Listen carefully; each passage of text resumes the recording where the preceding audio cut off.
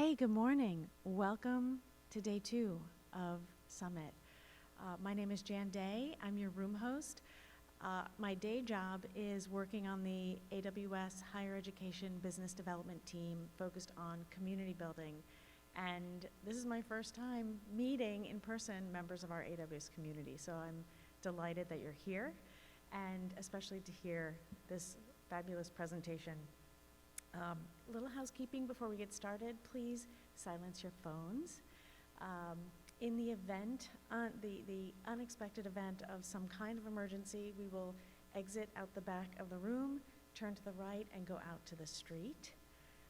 Restroom location could not be easier, out the door and to your immediate right. And let's see, any other items? No, I think that's it. I will say you are in the best 8 a.m. session on radiology that is happening here today. So you're in the right place. You are in the session leveraging AWS for radiology workloads, and I am delighted to introduce Dr. Prathima Srinivas to tell us more. Thank you. Thank you, Dan. Hello. Good morning, everybody. Thank you all for joining our session today. My name is Prathima Srinivas. I lead the academic medical centers for the entire West Coast.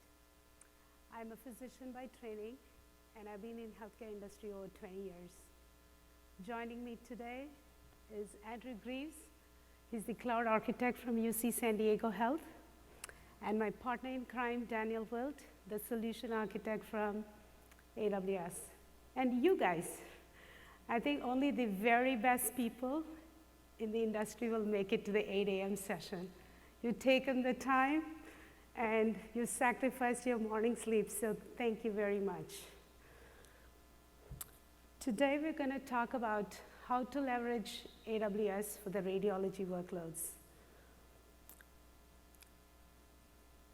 We're going to do a little overview about University of California, the whole system, and the UC Health system. Andrew is going to talk about how the Amazon Workspaces has helped in the translation research. We'll also talk about one of our biggest case study, which came out last year around the COVID-19 pandemic, how AWS was able to fund the credits and also the technical expertise to help some of the researchers, especially building the AI imaging model.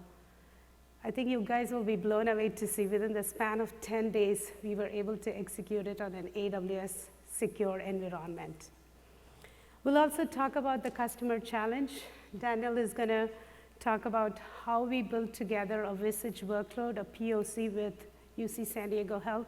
We'll talk some of the results came out of the POC. And then finally, we'll talk where UC Health is now, and we'll end with Q&A. So I've been working with UC Health System for the last 2 years at AWS. I cover the UC San Diego, UCSF, UC Irvine Health, UC LA Health, and UC Davis Health. We have a team of clinicians, PhD folks, technical expertise to support the customers on multiple levels of engagement. We work with clinicians on the customer side. We work with researchers. We have an account exec team. We have about 3 account execs covering just the UCs for the 10 universities and the 5 AMCs. We have a customer success manager. We have a technical account manager. And nevertheless, without our technical experts, we won't be able to deliver. So we have SAs, the solution architect, supporting us here. With that, I want to hand it off to Andrew, who's going to talk a little bit about the UC Health System. There you go. Thank you, Prathima, and thank you for being here. Thank you for AWS putting on this event. I'm so happy to be out of the technical dungeon that is my office at my house. So it's just nice to be out and about again. So I'm going to walk through a little bit more about what the UC system is, just so everybody has an understanding, because it's not just the medical centers, it's not just UC Health.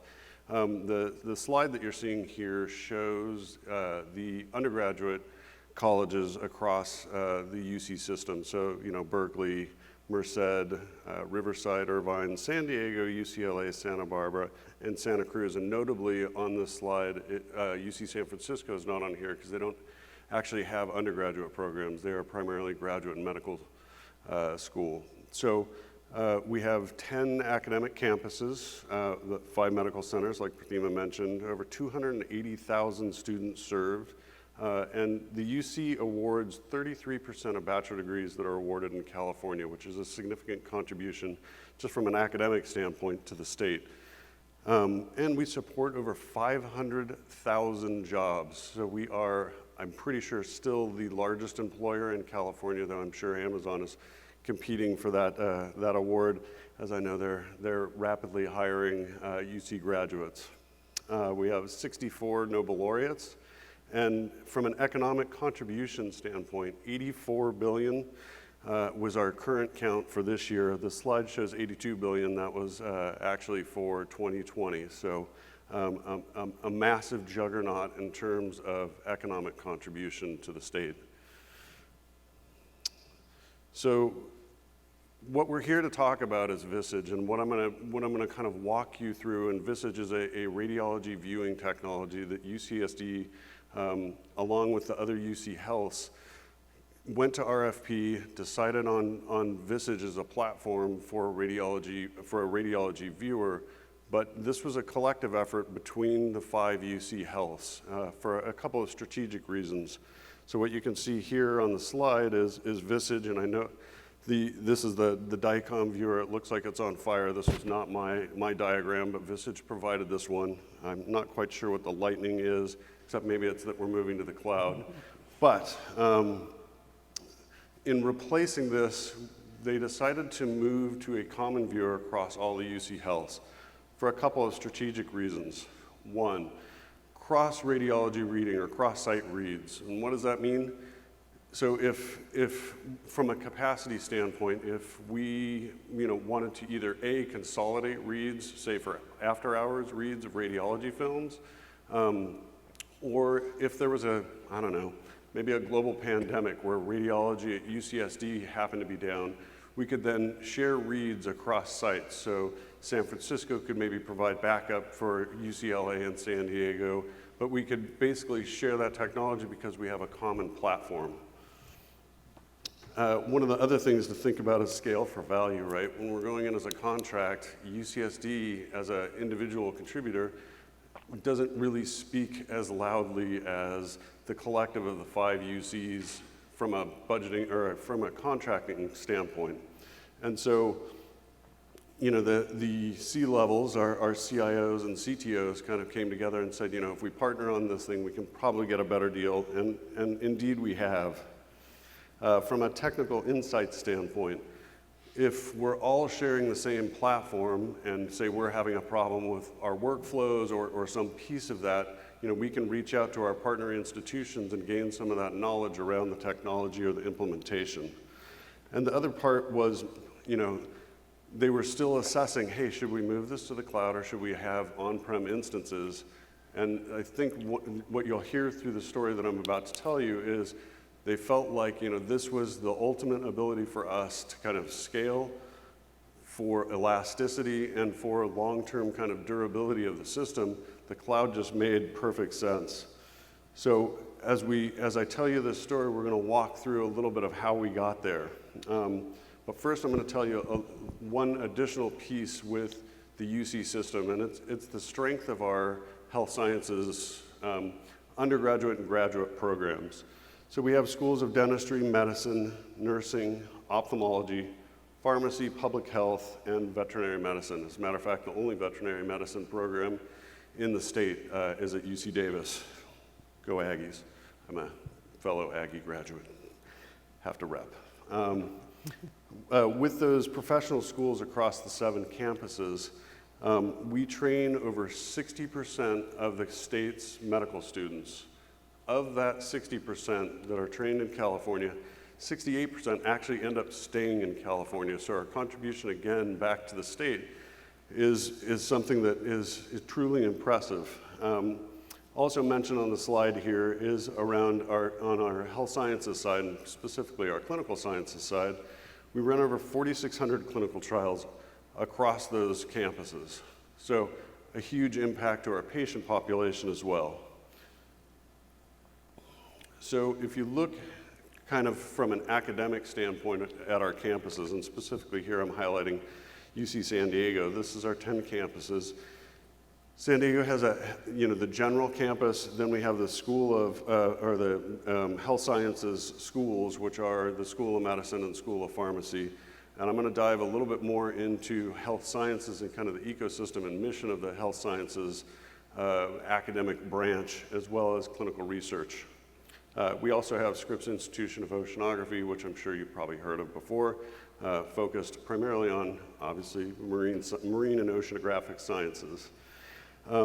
From the perspective of health sciences, it's important to understand that really we are a learning health system. And what I mean by learning health system is that we're not only training the future, health sciences leaders, but we're bringing back into our patient care. We're going from that research ecosystem back into improved patient care. And the reason I have on this slide, kind of the records is it gets back to the data and the fact that we have this rich ecosystem of education that also incorporates the data that comes from our electronic medical records. It comes from researchers in basic science, genomics, et cetera. And this is a publication that came out in Journal of American Medical Informatics, and I think really speaks to the idea of the learning health system. So as you can see across this kind of pinwheel, the process of what happens in a true academic medical center, where problems are identified, right? It could be a workflow problem, it could be a patient care issue, it could be a quality of care issue. Those problems that are identified end up getting designed into problems, workflowed out, whether it's a clinical trial, maybe improved sanitation in a particular location. We even do waypoint systems for tracking our hospital staff and equipment within the hospital. So we have a unique opportunity to look for efficiencies. From those designs, that moves into implementation, right? We design a study around how, we identify a hypothesis, right, the scientific method of how to fix a problem. We figure out an implementation plan. We kind of collect the data then to evaluate from a control group and the actual change group to assess whether those changes made sense. And the kind of kicker with this is then you make adjustments to your overall patient care program going back to dissemination. So what do I mean by dissemination? So it can be a publication, a clinical trial, quality improvement study. It can even flow back into the teaching, which goes back to our students, which become our residents and fellows through our medical system. And that process of the learning health system is truly what creates kind of this rich ecosystem for people to do research in multiple areas and even multidisciplinary regions. Meaning, from basic science, we have plenty of clinical researchers who are interested in genomics and pharmacology, et cetera.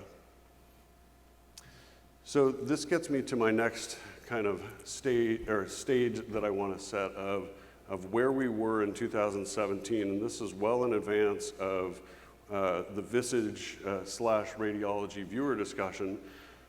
But from a UC Health standpoint, our CTOs, CIOs, at the time, Chris Longhurst was our CIO. Now our CTO, at the time it was Mark Amy, but now it's John Torello.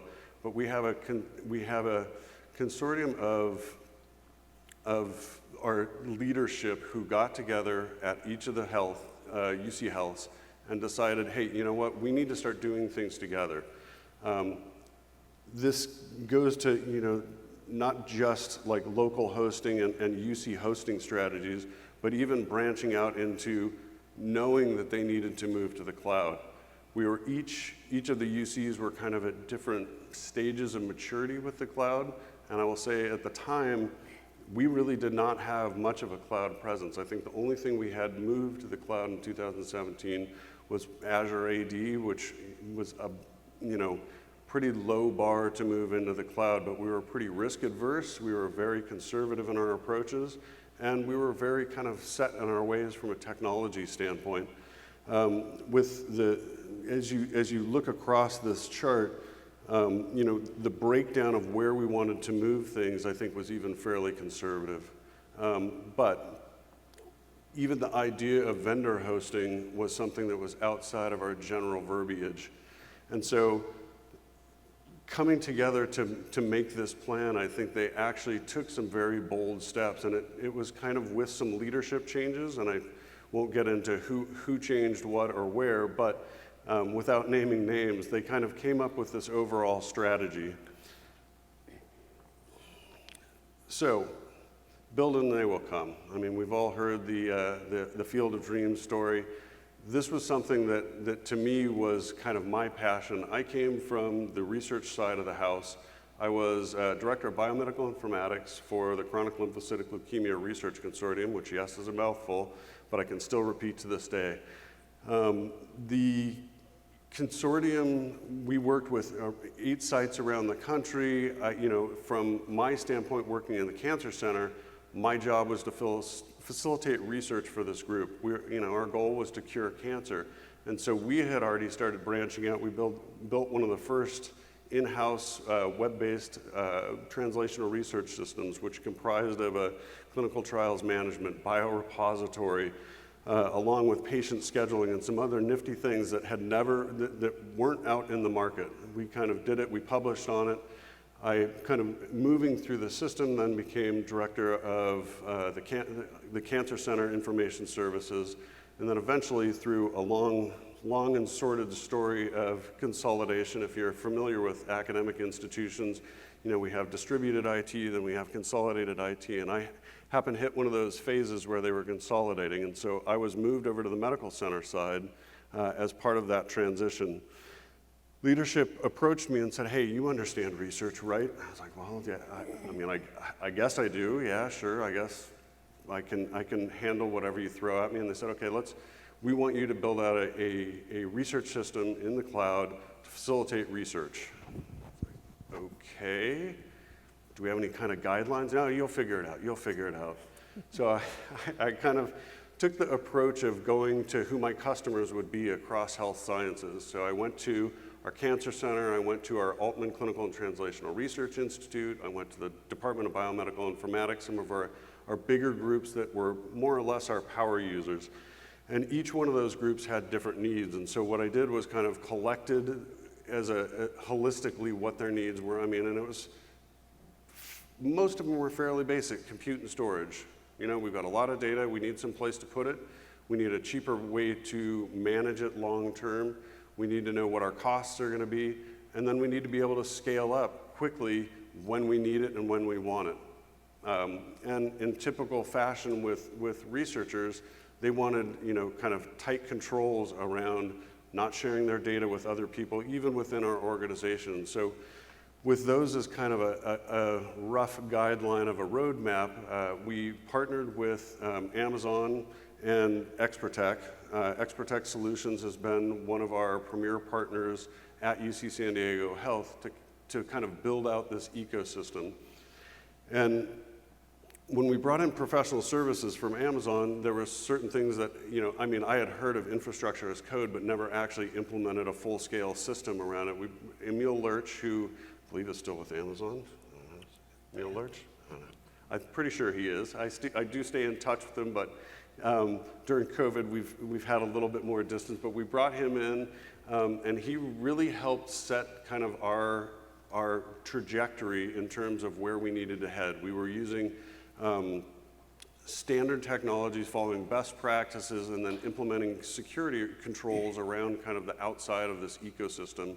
And what we came up with is more or less a research enclave. Now, it wasn't just using necessarily all AWS tools. One of the big things that we have internally is Palo Alto's, and Palo Alto Technologies purchased a series of companies that ended up being what is now Prisma Cloud.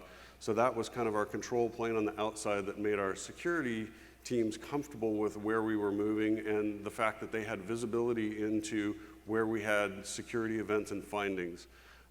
We put in new services as they came up, guard duty and control tower and things like that, to kind of help offset some of the security concerns our information security team had in our CISO. And the other thing we focused on was building infrastructure as code, because it was repeatable, it was reliable. Once it was built, we had the stateful information that we could just easily change to roll out other ecosystems for other departments, labs, et cetera. So one of our first big projects that launched publicly when we announced that we had this ecosystem was something called the Virtual Research Desktop. And this was something that, in partnership with our Altman Clinical and Translational Research Institute and our clinical research information officer, Dr. Mike Hogarth, came to me with a problem. He basically said, we've got this data extraction concierge service called DEX. And what that means is researchers come to them with IRB-approved research and say, hey, I need this data out of Epic, right? Epic is our electronic medical record. And so in that pulling of the data, when he first got there, they were handing it out on thumb drives to researchers or putting it on laptops. Now, we call that kind of this nomadic data problem of we don't know where our data is. And one of the first ones that he was approached with was somebody who was doing research on orthopedics and had a request that had 70 million records in it that was literally handed to the researcher on a thumb drive. So Dr. Hogarth found out about it and kind of went to the researcher and said, hey, where do you have that data stored, just out of curiosity? I said, oh, it's on my thumb drive, but I moved it to my laptop. But I can give you a copy of the data if you're interested in it, but let me take my wife's recipes off the thumb drive. And I'm sure, I wasn't there at the moment, but I'm sure Dr. Hogarth's heart kind of dropped through through his stomach. And so his problem was we needed some place for this to land, and so the Research Enclave just made perfect sense. And the Virtual Research Desktop is really that interface to the overall environment. So what we did was we leveraged Amazon Workspaces. We added the research tools that were needed across the research community. So things like R, Jupyter Notebooks. We actually added SQL tools so that they could access different types of data sets. And one of the things that we wanted to build, because we know not all clinicians know how to do SQL queries, no one want to take the time to train up to learn that. They just want something simple. They want to be able to take a concept identifier and map to the data and figure out what data sets are available, what the population is or the cohorts. And so we worked with another company called TagBio that has an analysis platform that develops more or less data products. The great thing with that is from those concept identifiers, you can actually build these cohorts in a very seamless fashion, kind of almost drag and drop mechanisms to develop these cohorts. And it's all located on the Virtual Research Desktop. Now, those DEX requests that I mentioned before, those also get moved into a secure drop folder where researchers have access to them. It's a collaborative environment. We're using FSX for Windows as a file server kind of on the backplane where they can connect and move their data, but it's all within that research enclave. And we do have a trusted data broker mechanism where if they're requesting to get their data out for maybe a collaboration that's not at UCSD and does have compliance and security approval to move somewhere else with a data use agreement, we can move that data, but it's only through those trusted data brokers. And to date, we have about 400 of those researchers who are in this Workspaces VRD environment. The other thing that I'll mention is we're building out, if you're familiar with Epic registries, they're basically clinically vetted registries of different populations of patients. So, for instance, cancer care. These are patients that are not only diagnosed with cancer, but then vetted within these Epic registries. That makes it very easy for us to pull this and know that it's a curated data set.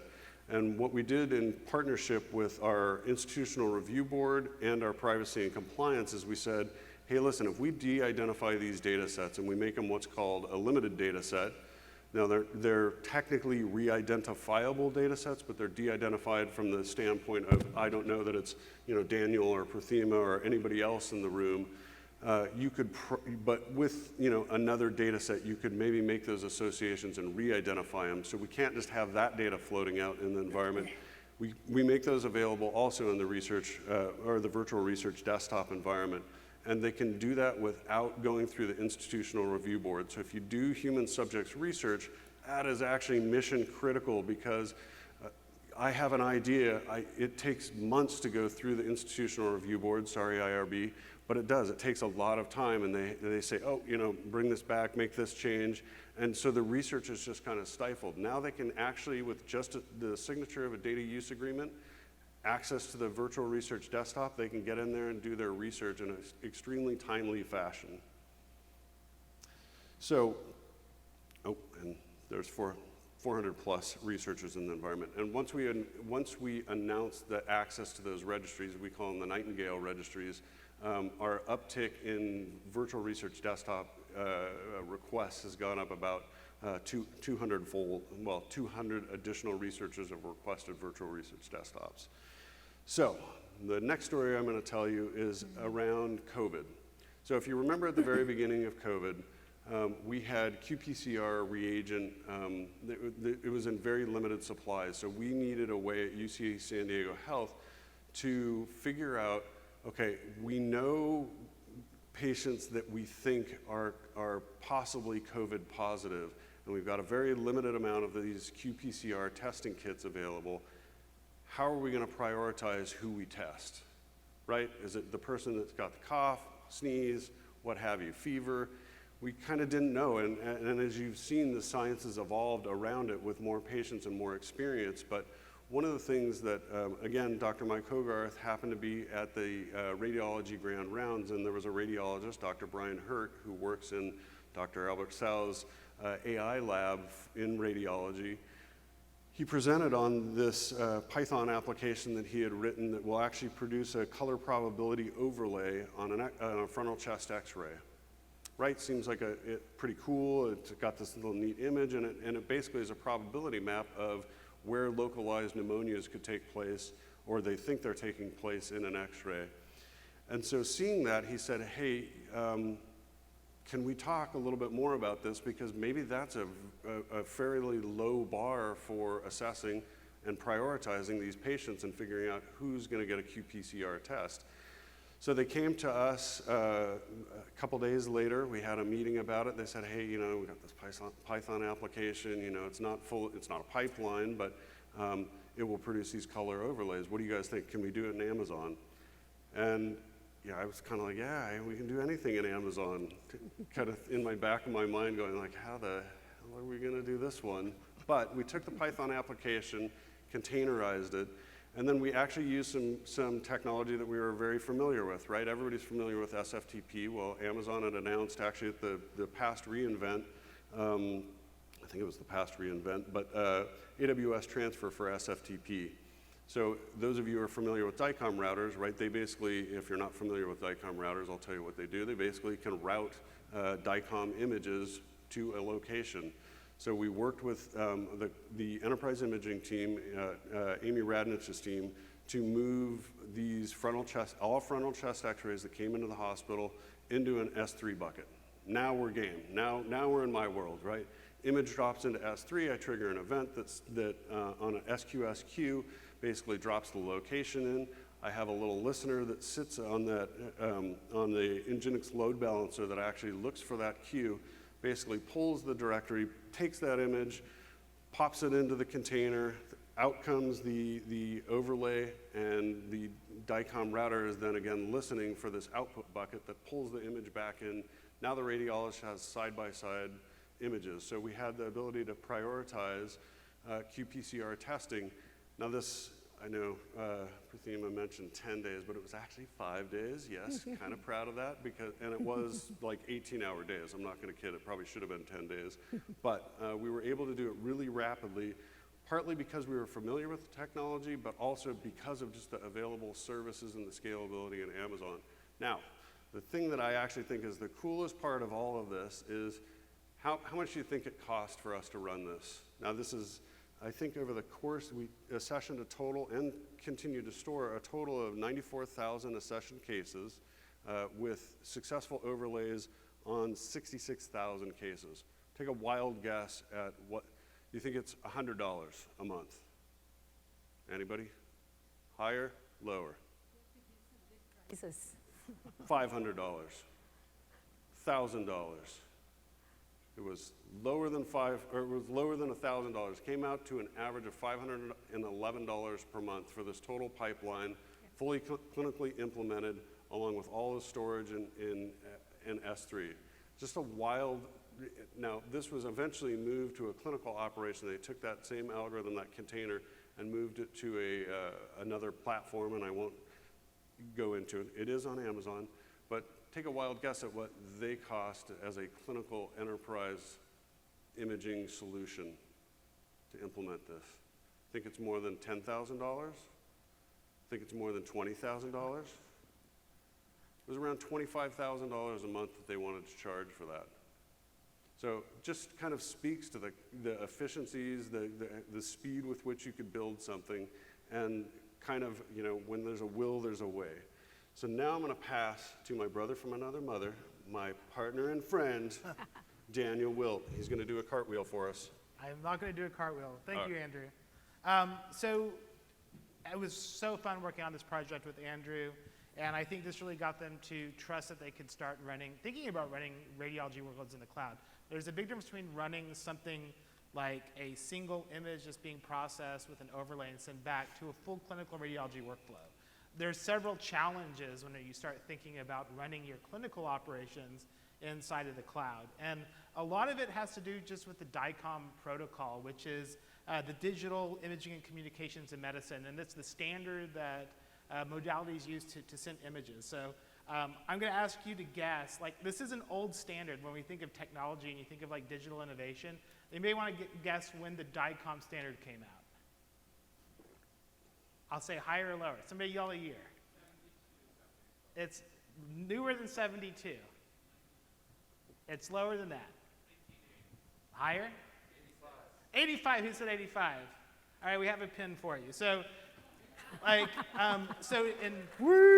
1985, you're probably, when you're thinking about protocols, you're probably not thinking about encryption back in 1985. You're probably not thinking about latency. You're probably not thinking about bandwidth. You're probably thinking about what tape you want to get for your Walkman, or the new Commodore 64 just came out, and I want one of those for Christmas. You're not really thinking about these standards. So these standards have a lot of limitations that make them difficult to implement. There's no encryption as part of the standard. There is now. There's DICOM TLS, but still not very many vendors have implemented that. It's a little complex to do it. A lot of people just use third-party vendors to do TLS overlay. When you start thinking about wide area networks, you start having to think about latency. So the DICOM protocol is single-threaded. So you think of the CT scan now that you get that's going to have thousands of images on it. The protocol was designed to send one, and then it gets received, and they're like, oh, I got that image. Let me send a little acknowledgement back. And they're like, oh, good, you got it? Okay, well, here's the next one. And it doesn't even necessarily send it in the order that the images were taken. So even if you wanted part of a study or a single series, there's no guarantee that they're going to go in order.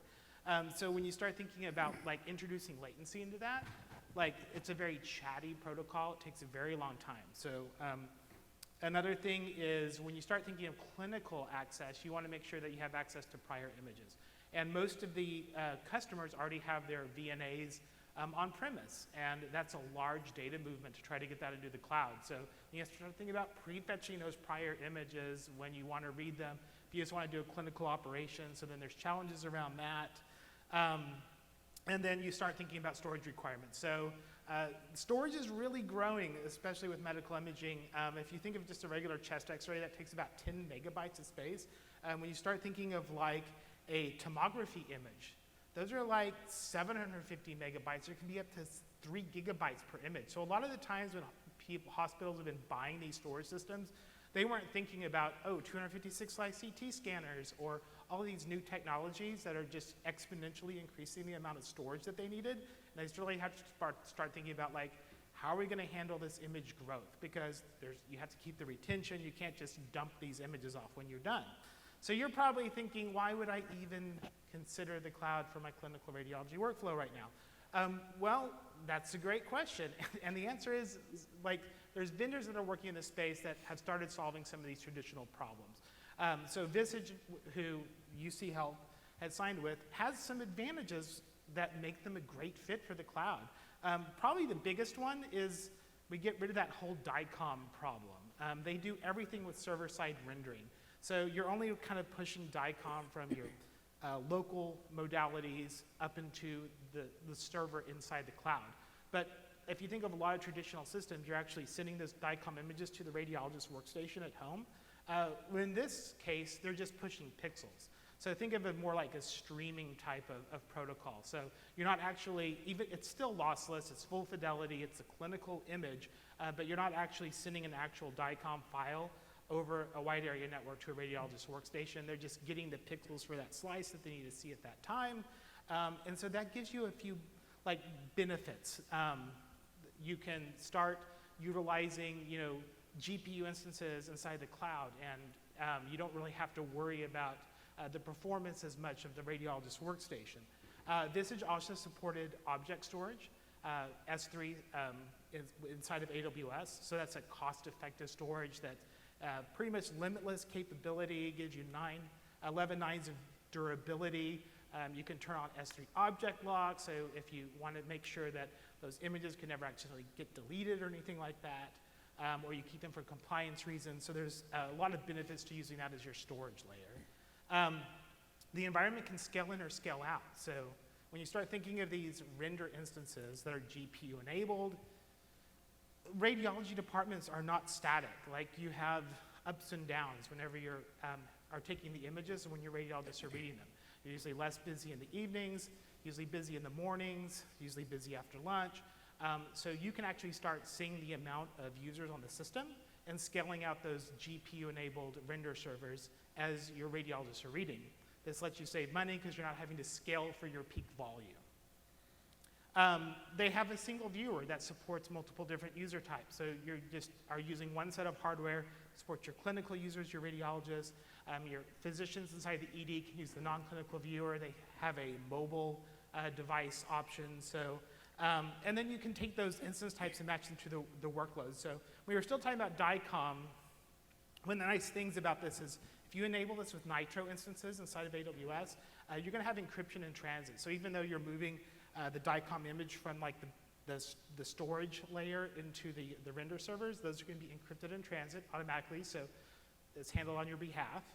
And the render servers, like if new GPUs come out that they work better on, you just can switch those out. So you don't ever have to think about procuring new hardware. So there's a lot of ways that Visage was a good fit for the cloud. So when UC San Diego came to me and we talked to Andrew, and they were like, hey, we want to run this. And Visage had not deployed in AWS before, and we really didn't know how to do this. So we were asked to do a POC, like, hey, can we actually make this work? So we got together, we had a really tight timeline. I think it was something like A week. Yeah, like a week to get this built. Yeah. And so what did we do? So for the on-site part, UCSD had set up some sending stations to send de-identified images into the cloud. And we wanted to replicate this as close to what it would be like in real life as possible. So we got a direct connect, a hosted direct connect, which allows you to have private connectivity into AWS. And we did this through a partner, so you could get it up in like a day. This was done through Internet 2. We got like a 5 gigabit connectivity, so we had this connection that we knew was going to be low latency. We're going to have guaranteed bandwidth. And then we connected that into like that infrastructure that Andrew was talking about, that they already built this kind of overlay with the Prisma Cloud. So we had this networking layer where we had VM series Palo Alto devices to do east-west and north-south traffic inspection. They don't want people to have direct access into AWS accounts, so there's like this management account where they set up the Bastion host so Visage could build inside their account without having direct access into that account. There's also an administrative aspect to that. And then this was the Visage account. And so inside the Visage account, there was 3 different kind of layers. It's a kind of, we think of it similar to like a 3-tier application. There was the database server, which kind of stored, where the images live, all the patient demographic information. There's a backend server which would handle the connectivity from the radiologist and assign them to a render server. And then there was an auto-scaling group of render servers, which were those G4DN GPU-enabled instances that would display the images to the radiologist. And then one of the things that we did for this POC that I thought was really kind of neat is it's really hard to replicate real user load when you're doing a POC. And we wanted to say, like, is this system actually going to work in the real world? And it's hard to get a whole bunch of radiologists. They're busy doing things. There's a pandemic going on. So you can't exactly ask like 20 radiologists to hop on the system and pretend to do reads. They actually have patient care to take care of. So we created this, what I call our robo-rad fleet. And we took a spot fleet of instances. They had the viewer loaded on them. And when we were doing load testing, we'd spin up like 20 of these instances. And they would load up the viewer and just randomly open and close images that were part of the cohort of de-identified data that we were looking at. And so we were able to actually take measurements of like, how's the system going to perform under semi-realistic load? I mean, these were in the same VPC, so they're not over the WAN, so it's not perfect, but it was a lot better than not knowing. And so we went through this process, ran through several tests. There were some benchmarks that the UC Health System had set that we wanted to meet, and what were our results? So we were able to pretty effectively use the bandwidth. By multi-threading the DICOM SINs, we were able to utilize almost 3 gigabits of that 5 gigabit connectivity into the cloud. We tested stroke protocol to see if we were sending something from modality, how many seconds after the image was sent could a radiologist start reading the first series of that brain CT.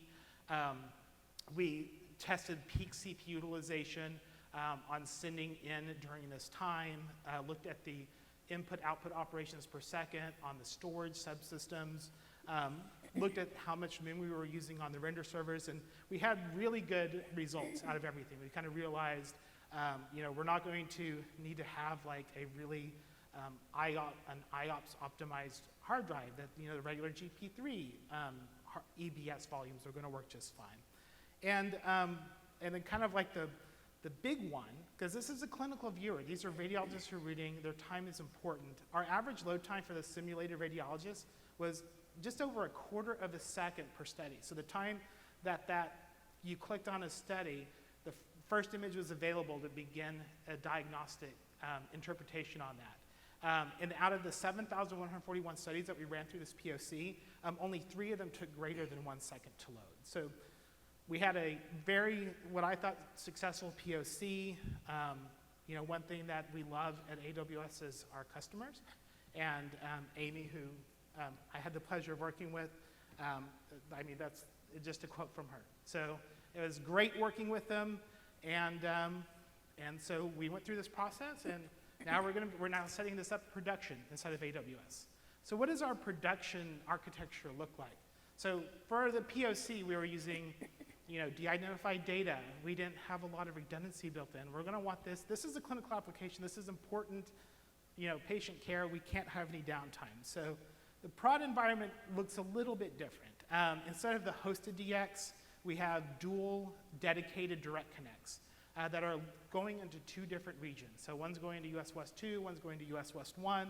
So not like if, but when a backhoe, cuts a fiber connection somewhere, we still have connectivity into the AWS cloud. So these are 10 gigabit connectivity. They can utilize both at the same time, but they can run on one in case of some type of disaster. This still connects into that network management account that's set up. But instead of just, we've introduced a gateway load balancer so that we can scale those, the VM series Palo Alto inspection equipment. We can scale those horizontally so that as there's 20 gigabytes of potential traffic coming through. There are certain limitations you have to deal with when thinking about traffic inspection, so we can scale those out. There's 2 transit gateway connectivity because most of that infrastructure that's been built at UC San Diego is in US West 2. So that's where we have this. We still have that management account. We have those Bastion accounts for Visage to work inside of their environment. But the actual workload is going to be running out of US West 1. So we have 2 AZs now in US West 1.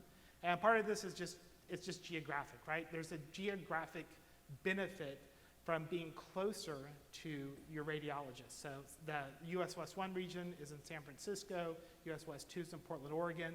So the southern UC systems get some geographic advantages by using US West 1. So there's two AZs, so we have two database servers, so we have redundancy at the database level. There's back-end servers that are in each of those availability zones. There's auto-scaling groups for those G4DN instances that are going to be doing the rendering. Those are still an auto-scaling group. And then the image store, instead of just being on EBS volumes as we had for the proof of concept, these are actually going to be inside of S3. So they have that lower cost. You know, you can have auto tiering. So when your images start getting colder, you can put those into like an infrequent access level, and it costs less per month. And then we've introduced the DICOM router, since we're going to be sending images in. So some of the UCs are sending DICOM TLS. The UC San Diego is using a DICOM router through an AWS partner that will do encryption for the HL7 messages as well as DICOM. And I know it only shows in one box here, but that's going to be set up in both AZs as well as kind of like a hot-cold type setup. So I went a little bit long, so I hope we have time for a few questions. Sorry for Steve, I didn't give you much time left, but we're going to pass it back to her. Thank you, Daniel. I want to quickly go over this one slide. I think being a clinician, we all understand, especially I don't know how many clinicians I have in this room, there is this increased collaboration we were able to see across the UC campuses, where they were able to share the knowledge and experiences around this project. Of course, the security best practices, security is our backbone at AWS. We were able to share those.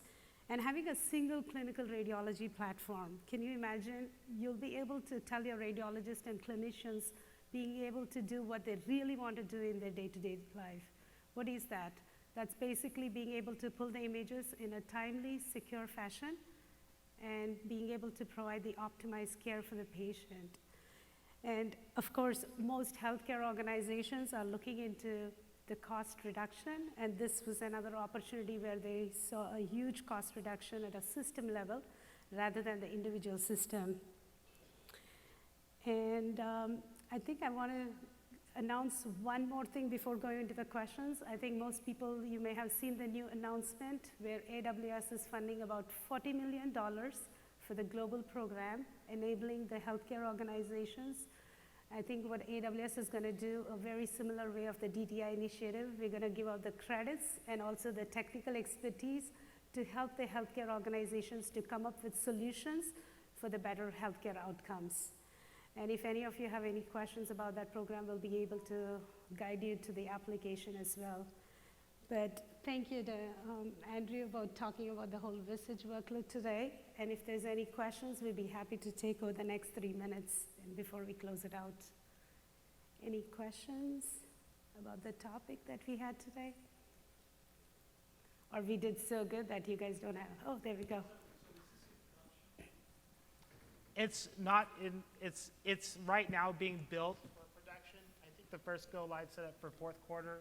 The first go live is actually UC San Francisco, and I want to say it's December, yeah. Do you have any estimate of how many render servers will be needed in production?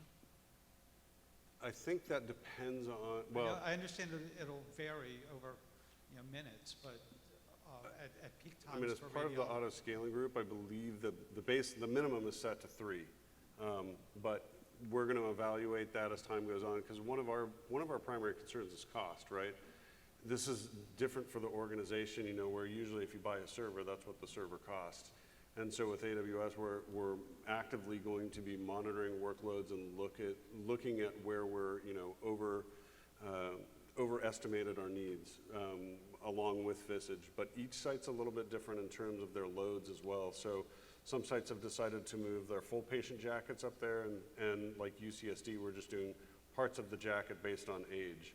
And we'll see how this all pans out, because even though we've selected the platform, our approaches to how we're going to manage, number one, the costs and the availability of the images is going to be a little bit different across each of the sites. So have you done enough simulation to even project the range of AWS costs for the full system? Yes. Yeah. So could I ask what that is? I don't know it off the top of my head, but if you get in touch with me, if you want to forward the thank you slide, you're welcome to email me, and we can have that discussion for sure. We don't give out our information to everybody, but I think we have a special crowd today, so we'll give it out. You guys can reach us out on these email addresses. Thank you. Any other questions? Come on. Nobody? Did we put you to sleep? It was me, 8 wasn't it? a.m. I was the boring one. Come on, somebody, anybody. Thank you. All right. Well, thank you, everybody. you. Yeah, thanks very much. Enjoy the rest of your summit. Will you click to the session one? Oh, yeah. Yes. Please give us good reviews on the session survey. Yeah, so they invite us back. Yeah. Thank you all. Have a great rest of the day.